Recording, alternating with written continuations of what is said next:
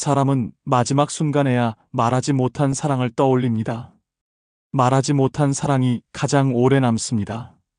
그날 나는 단 한마디를 참았습니다. 아버지가 병원에 누워 날 바라보시던 마지막 날, 괜찮냐는 말 한마디, 고맙다는 말 한마디, 미안하다는 말 한마디가 왜 그렇게 안 나왔을까요? 나는 입을 다문 채 어색한 눈길만 주고 그냥 돌아섰습니다. 그날 이후 나는 매일 그 침묵을 되새깁니다. 한마디면 될 걸. 왜 그러지 못했을까? 사람은 떠난 뒤에야 말하지 못한 마음을 후회합니다. 그게 평생의 업이 됩니다. 부처님은 말씀하셨습니다. 마음으로 지은 죄는 돌이킬 수 없기에 말을 조심하라. 성낸 말은 부메랑처럼 되돌아와 가장 아픈 상처가 된다. 말은 흘러가지만 그 파장은 마음에 머뭅니다. 말이 씨가 된다는 말은 사실 업이 된다는 뜻입니다. 첫째 업은 화난 마음으로 던진 말입니다. 형제와 다투던 어느 날, 화가 난 나는 다시는 보지 말자고 말했습니다. 그 말은 칼이 되어 그의 마음을 찢었고, 오랜 시간 그 틈은 메워지지 않았습니다. 상처를 준 말은 돌고 돌아 결국 내 삶의 고통이 되어 돌아왔습니다. 둘째 업은 사랑을 말하지 않은 침묵입니다. 어머니는 늘 묵묵히 날 챙겨주셨지만 나는 한 번도 사랑한다는 말을 입 밖에 낸 적이 없습니다. 그렇게 떠나시고 나니 내 마음은 텅 빈 들판처럼 허전했고 그 침묵은 죄책감으로 남았습니다. 셋째 업은 가장 가까운 사람에게 마음을 표현하지 않은 후회입니다. 친구가 힘들어할 때 나는 그저 듣기만 했습니다. 괜찮냐는 말 한마디가 어려워서 그는 더 깊은 어둠으로 빠졌고 그 일이 내 가슴에 업으로 남았습니다. 넷째 업은 뻔한 거짓말입니다. 걱정할까봐 괜찮다고 말했지만 그 거짓은 상대에게 상처가 되었습니다. 진심을 말하지 않은 순간들, 그 하나하나가 업이 되어 관계의 벽을 만들었습니다. 다섯째 업은 자신에게 한 약속을 저버리는 것입니다. 이제는 변하자. 이제는 용서하자. 그렇게 다짐해놓고 다시 옛 습으로 돌아가는 우리. 그 약속을 저버리는 순간 스스로에게 업을 지우는 것입니다. 삶은 고통과 해탈의 반복입니다. 우리의 욕망이 좌절될 때 고통은 시작되고 그 욕망을 내려놓을 때 잠시의 평온이 찾아옵니다. 사랑은 시간이 지날수록 침묵이 됩니다. 우리는 함께할수록 더 많은 걸 말하지 않게 됩니다. 하지만 그 침묵이 때로는 돌이킬 수 없는 후회를 남깁니다. 부처님은 말씀하셨습니다. 말을 아끼되 말하지 않아 후회하지 말라. 그 고통조차도 자비로 바라볼 수 있다면 삶은 이미 자유에 이른 것이다. 쇼펜하우어는 말했습니다. 삶은 고통과 해탈의 반복이라고. 우리의 욕망이 꺾일 때 고통은 시작되고 그 욕망을 내려놓을 때 비로소 고요가 찾아온다고. 그 말은 진실입니다. 우리는 기대했던 말이 오지 않을 때, 바랐던 관계가 멀어질 때 가장 깊은 상처를 받습니다. 하지만 그 고통조차도 자비로 바라볼 수 있다면 삶은 더 이상 고통이 아닌 이해의 길이 될 수 있습니다. 그 한마디가 당신을 가볍게 하고 누군가를 살릴 수 있습니다. 늦기 전에 말하세요. 고마웠다고, 사랑한다고, 미안했다고. 그 말 한마디가 당신의 업을 지우고 마음을 자유롭게 합니다. 지금 떠오르는 사람이 있다면 오늘 꼭 말해주세요. 그 말이 당신을 다시 살아가게 할 것입니다. 누구나 인생에서 단 한 번은 무너질 듯한 밤을 만납니다. 누구나 인생에서 단 한 번은 무너질 듯한 밤을 만납니다. 가족이 날 몰라줄 때, 몸 어딘가가 아플 때, 돈이 바닥났을 때, 그 모든 순간이 한꺼번에 밀려올 때 사람은 묻습니다. 왜 나에게만 이런 일이 오는가? 하지만 부처님은 말씀하셨습니다. 그 고통은 언젠가 올 인연을 위한 영혼의 준비라고. 첫째 업은 자식에게 짐이 되었다고 느끼는 마음입니다. 늙고 병들어 손 하나 까딱하지 못하게 되었을 때 부모는 자식에게 말합니다. 나 때문에 힘들지 않니? 그 말은 자식의 가슴을 찢고 부모의 마음도 갈기갈기 찢깁니다. 업은 그렇게 서로의 가슴에 남습니다. 둘째 업은 참아야 한다는 이름으로 마음을 억누를 때입니다. 괜찮은 척, 안 아픈 척, 견딜 수 있다고 말하지만 사실은 몸보다 마음이 먼저 무너집니다. 그 무너진 마음이 곧 업이 됩니다. 셋째 업은 사랑하면서도 표현하지 않는 것입니다. 부부 사이가 그렇습니다. 서로를 아끼면서도 고맙다는 말 한마디 없이 하루를 넘깁니다. 사랑한다는 말은 사라지고 잔소리만 남습니다. 그 침묵이 업이 됩니다. 넷째 업은 자신을 돌보지 않는 것입니다. 밥을 넘기지 않고 잠을 미루고 몸이 보내는 신호를 외면하며 살아갈 때 그 하나하나가 업이 되어 어느 날 큰 고통으로 돌아옵니다.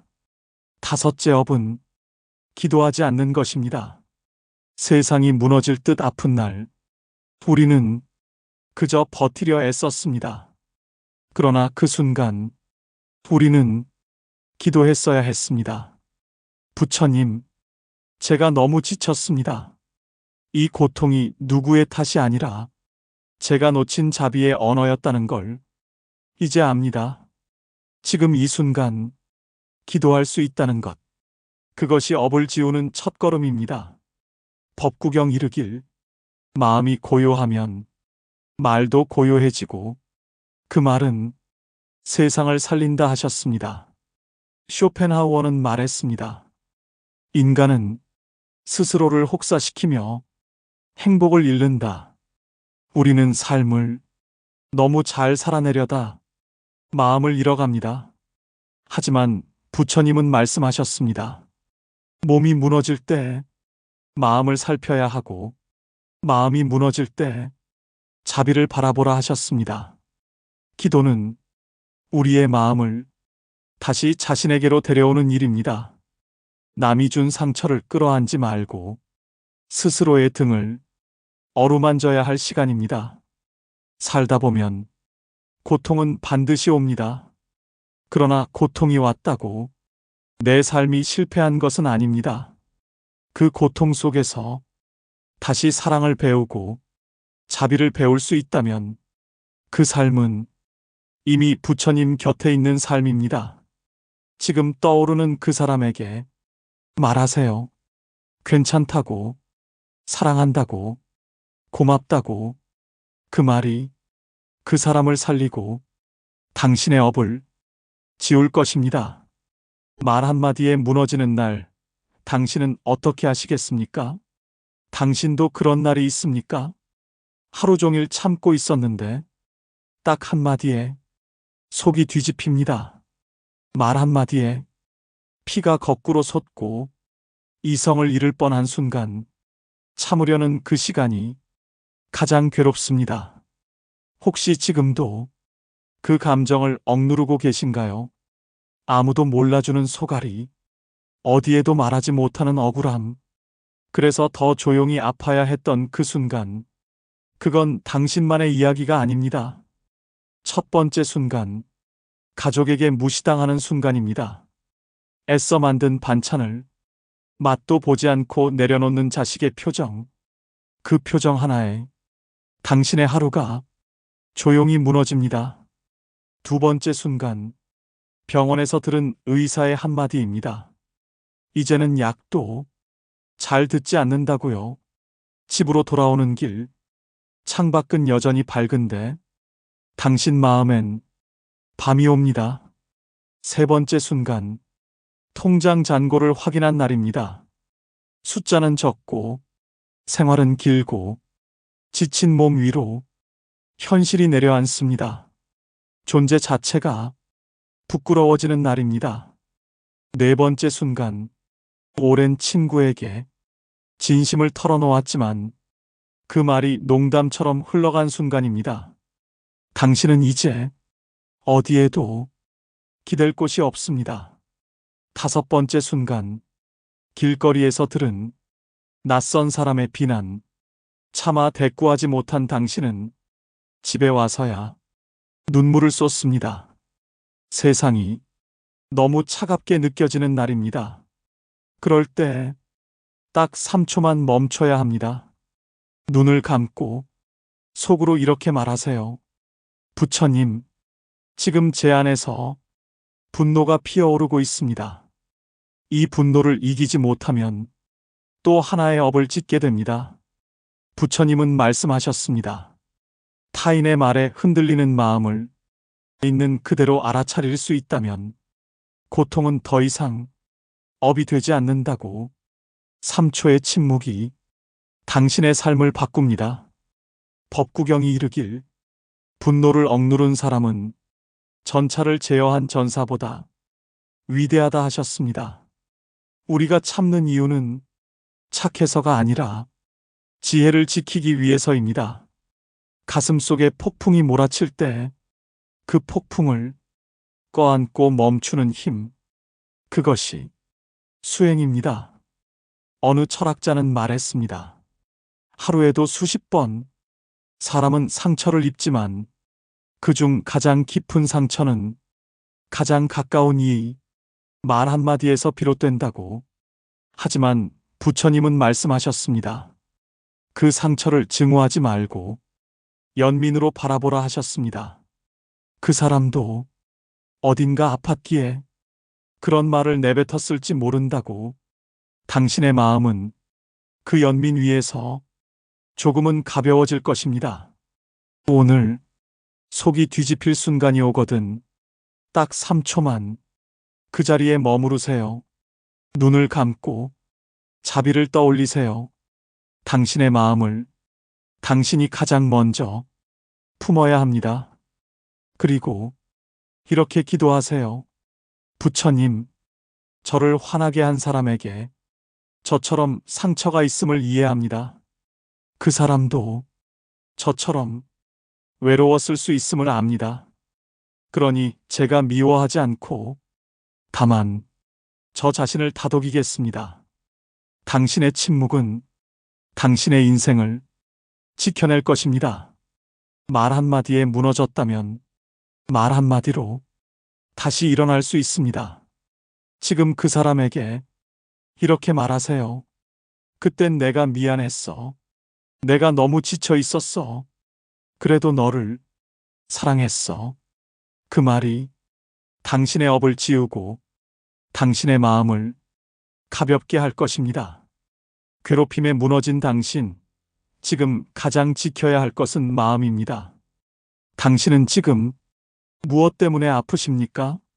겉으론 멀쩡해 보이지만 누군가의 말 한마디에 당신의 하루는 산산이 부서집니다. 직장에서 상사의 짜증 섞인 말투에 마음이 뭉개지고 가족의 무심한 눈빛에 존재가 사라지는 기분이 듭니다. 그런데도 말하지 못합니다. 그래도 괜찮다고, 그래도 버텨야 한다고. 당신은 스스로를 다그칩니다. 혹시 지금도 누군가에게 은근히 괴롭힘을 당하고 계신가요?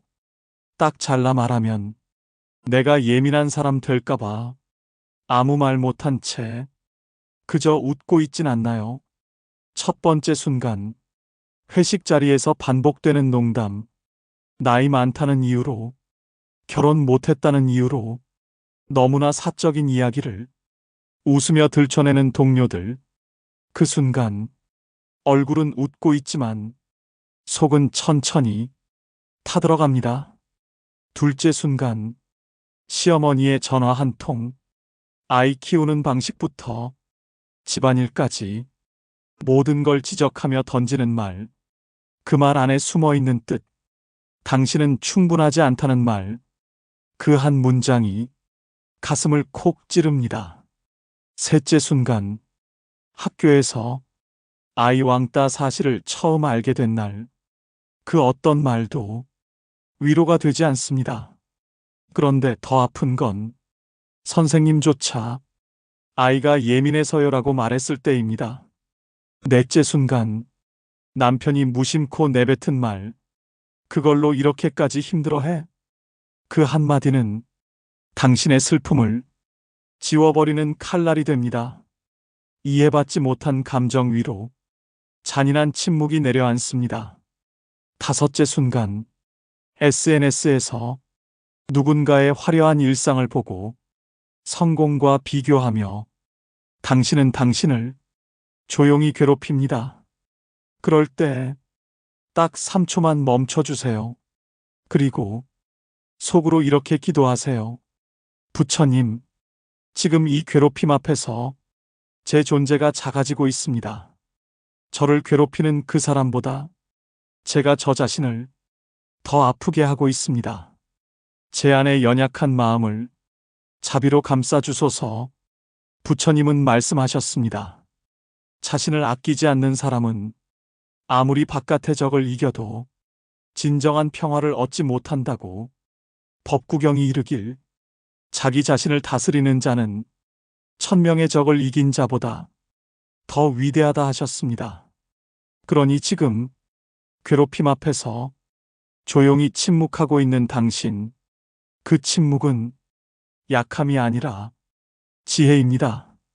마음을 지키는 사람은 말을 이기지 않고 침묵 속에서 자비를 배웁니다.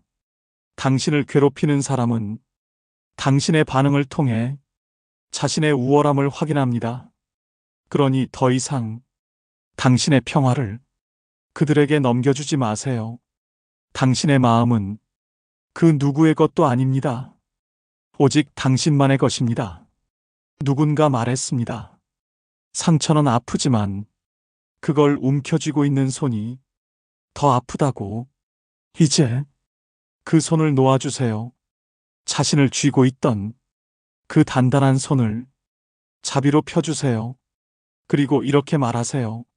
나는 나를 더 이상 괴롭히지 않겠습니다. 부처님은 말씀하셨습니다. 괴롭힘은 밖에서 오는 것이 아니라 그 괴로움을 움켜쥔 내 마음 안에서 자라난다고. 그 마음을 지금 내려놓는 순간 당신은 이미 자유입니다. 말로 지키지 마세요. 자비로 지키세요. 그 침묵이 당신을 더 단단하게 만들 것입니다. 당신의 몸이 조용히 보내던 신호를 지금은 들을 시간입니다. 당신은 언제부터 아프기 시작했나요?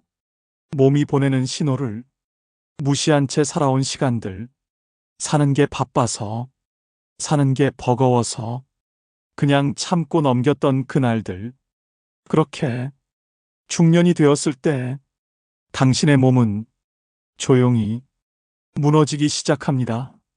첫째 순간, 아무 이유 없이 피곤한 날이 늘어갑니다.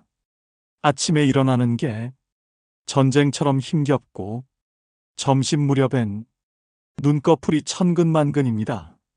둘째 순간, 밤마다 찾아오는 불면, 자는 시간이 줄어들수록 마음은 예민해지고 작은 말에도 쉽게 상처받게 됩니다. 셋째 순간, 계단을 오르기조차 숨이 차고 걷는 것도 버거운 날이 옵니다.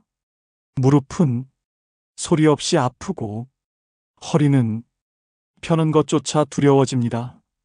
넷째 순간, 건강검진에서 처음 듣는 단어들, 고지혈증, 당뇨, 지방간, 익숙하지 않던 병명이 이제는 나와 무관하지 않습니다. 다섯째 순간, 원인을 알 수 없는 통증들, 명확한 병도 없는데 여기저기 쑤시고 아프고 병원에서도 이유를 찾을 수 없다는 말에 당신은 더 깊은 불안 속으로 빠집니다. 그럴 때 딱 3초만 멈춰보세요. 그리고 속으로 이렇게 기도하세요. 첫 번째 기도. 부처님, 저는 매일 피곤합니다. 제 몸이 보내던 작은 신호들을 그동안 너무 무시했습니다. 이제는 이 지친 몸을 자비로 돌보게 하소서. 두 번째 기도. 부처님, 저는 잠을 잘 수 없습니다. 생각들이, 불안이 제 마음을 흔들어 잠을 막습니다. 이 밤을 평화롭게 받아들일 수 있는 마음을 주소서. 세 번째 기도. 부처님, 저는 설명할 수 없는 통증에 시달리고 있습니다. 눈에 보이지 않아 더 외롭고 이 아픔을 버티는 것이 아닌 이해할 수 있도록 지혜를 주소서. 네 번째 기도. 부처님, 건강검진 결과에 놀랐습니다. 그동안의 무심함을 반성합니다. 더 이상 미루지 않고 제 삶을 지키는 선택을 하겠습니다. 다섯 번째 기도. 부처님, 저는 무기력합니다. 사는 게 버겁고 무의미하게 느껴질 때가 많습니다. 하지만 이 생을 소중히 여기며 한 걸음씩 다시 걷고 싶습니다. 부처님은 말씀하셨습니다. 몸이 아프다는 건 마음이 오래도록 울고 있었다는 뜻이라고. 그 마음을 달래지 않으면 몸은 끝내 우리를 멈춰 세운다고. 법구경이 이르길, 자신을 지키는 이는 천명의 병을 이긴 자보다 위대하다고 하셨습니다. 당신의 병은 당신의 잘못이 아닙니다. 하지만 돌보지 않는다면 그 무관심이 죄가 될 수 있습니다. 이제는 돌보아야 합니다. 아픈 몸을, 울고 있는 마음을 지금 그 손을 가슴에 얹고 이렇게 말하세요. 나는 나를 지키겠습니다. 부처님은 말씀하셨습니다. 몸의 아픔은 인연에서 오며 마음의 아픔은 집착에서 온다고. 그러니 지금 이 순간부터 그 집착을 놓고 자비로 자신을 감싸 안으세요. 당신은 이미 치유의 길에 들어섰습니다. 그리고 그 길은 당신의 용서와 자비에서 시작됩니다. 말하지 않으면 영원히 닿지 않는 마음이 있습니다. 같은 집에 살고 있지만 우리는 참 멀어졌습니다. 한 집 안에 두 사람이 있는데 말보다 침묵이 많고 눈보다 화면을 더 오래 바라보는 사이. 그렇게 우리는 조금씩 멀어졌습니다. 부부라는 이름은 남았지만 연인도 아니고 친구도 아닌 애매한 거리에서 하루하루 지나고 있습니다. 언제부터였을까요? 밥상머리 대화가 사라지고 서운하다는 말조차 꺼낼 용기가 없어졌습니다. 나도 지쳤고 당신도 힘들다는 걸 알지만 누군가 먼저 말을 꺼내면 괜히 더 싸울까봐 그냥 참았습니다.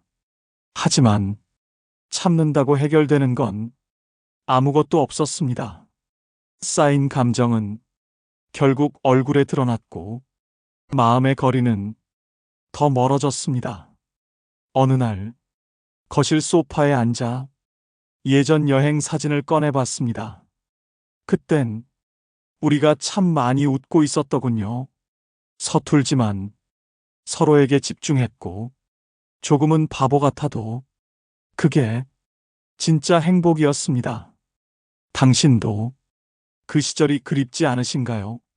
다시 돌아갈 수는 없겠지만 다시 시작할 수는 있다고 믿고 싶습니다. 지금 이 글을 듣고 있는 당신이 먼저 용기를 낸다면 그 침묵의 벽에 작은 균열이 생길 것입니다. 그 균열은 언젠가 따뜻한 햇살이 비추는 창이 되고 우리 사이의 문이 될 것입니다. 이제 기도하고 싶습니다. 첫 번째 기도. 부처님, 저는 부부 사이가 멀어졌습니다. 말하지 않아도 알 거라 믿었지만 이제는 말하지 않으면 절대 전해지지 않는다는 걸 깨달았습니다. 저에게 용기의 말을 허락하소서. 두 번째 기도. 부처님, 저는 외롭습니다. 가까이에 있는데 멀게 느껴지는 이 외로움이 어떻게 더 견뎌야 할지 모르겠습니다. 부디 제 마음을 어루만져 주소서. 세 번째 기도. 부처님, 저는 미워하고 있었습니다. 그 사람보다 내가 더 많이 상처받았다고, 왜 내 마음을 몰라주냐고. 하지만 이제는 그 미움을 내려놓고자 합니다. 다시 바라볼 수 있는 지혜를 주소서. 네 번째 기도.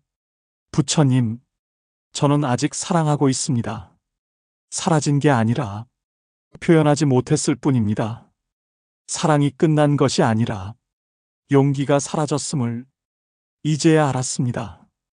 다시 말하게 하소서. 다섯 번째 기도. 부처님, 저는 잘 지내고 싶습니다.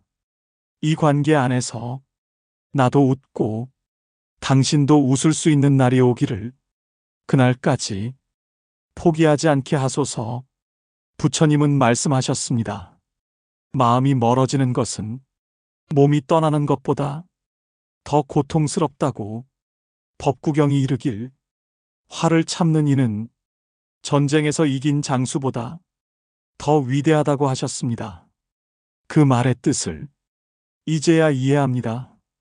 이기려 하지 않고 진심을 꺼내는 용기, 그것이 부부 사이를 다시 이어주는 길이라는 걸 오늘 작은 말 한마디로 사랑을 다시 시작해 보세요. 말하지 않으면 절대 전해지지 않습니다. 부처님은 말씀하셨습니다. 마음을 내는 것, 그것이 사랑의 시작이라고. 그러니 오늘 당신이 먼저 마음을 내어주세요. 그것이 곧 다시 손을 잡는 길입니다. 이제는 당신 자신에게 기도하세요. 당신은 정말 오랫동안 참아왔습니다. 누구에게도 말하지 못한 외로움, 남들 앞에선 아무렇지 않은 척, 속으로만 삼킨 울음, 그렇게 매일 무너지지 않기 위해 조용히 견디며 살아왔습니다. 자식을 위해, 가족을 위해, 돈을 벌기 위해, 사람들에게 상처 주지 않기 위해 당신은 늘 자신을 가장 마지막에 두었습니다. 아파도, 피곤해도, 지쳐도 괜찮다는 말을 습관처럼 삼키며 하루하루를 버텨왔습니다. 하지만 이제는 묻고 싶습니다. 그 모든 날들을 지나 당신은 지금 괜찮으신가요? 정말 괜찮으신가요? 삶이란 기다려주지 않습니다. 내가 나를 안아주지 않으면 그 누구도 진심으로 나를 알아주지 않습니다. 이제는 당신 자신에게 기도할 시간입니다. 첫 번째 기도. 부처님, 저는 너무 오래 저 자신을 밀어두었습니다. 이제는 저를 조금 더 사랑해도 되겠습니까? 두 번째 기도. 부처님, 저는 너무 오래 아픈 마음을 혼자 끌어안고 있었습니다. 이제는 그 마음을 놓아도 되겠습니까? 세 번째 기도. 부처님, 저는 수없이 많은 상처를 받았습니다. 그리고 그만큼 누군가를 미워하기도 했습니다. 그 미움에서 저를 꺼내주실 수 있습니까? 네 번째 기도. 부처님, 저는 제 삶이 어디로 가고 있는지 때때로 알 수 없었습니다. 하지만 이제 조금씩 다시 걷고 싶습니다. 한 걸음이라도 좋으니 이 길 끝에서 빛을 보게 해주소서. 다섯 번째 기도. 부처님, 이제는 제가 저를 품겠습니다. 남들이 아닌 나 자신에게 사랑한다고, 수고 많았다고, 이제 정말 잘하고 있다고, 그 말을 내가 먼저 내게 해보겠습니다. 부처님은 말씀하셨습니다. 진정한 자비는 세상 누구보다 자기 자신을 껴안는 데서 시작된다고 법구경이 이르길 모든 고통의 근원은 내가 나를 돌보지 않은 데 있다. 라고 하셨습니다. 이제 그 고리를 끊고자 합니다. 당신은 이미 너무 오래 견뎌왔습니다. 그 마음, 그 몸, 그 하루들 모두 다 수고 많았다고 이제 당신 자신에게 말해주세요. 나는 내가 사랑하는 첫 번째 사람입니다. 나는 이 삶을 끝까지 지켜낼 사람입니다. 나는 더 이상 나를 아프게 하지 않을 사람입니다. 당신의 이 한마디가 당신의 다음 삶을 살릴 것입니다. 부처님은 말씀하셨습니다. 마음의 봄은 언제든 내가 허락한 날 찾아온다고. 오늘 그 봄을 당신 자신에게 허락해 주세요. 이 이야기를 듣는 동안 당신의 마음이 조금이라도 편안해졌다면 그 기도가 이미 시작된 것입니다. 사랑하고 용서하고 다시 살아가는 그 길에 부처님의 자비가 언제나 함께하길 바랍니다.